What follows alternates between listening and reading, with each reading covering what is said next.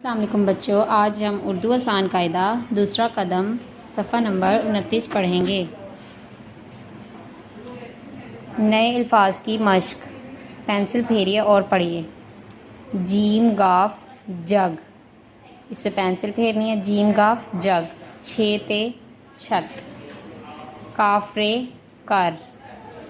लामखे लिख। मीम झे झे मुझे। बेरे बर्फ़े बर्फ।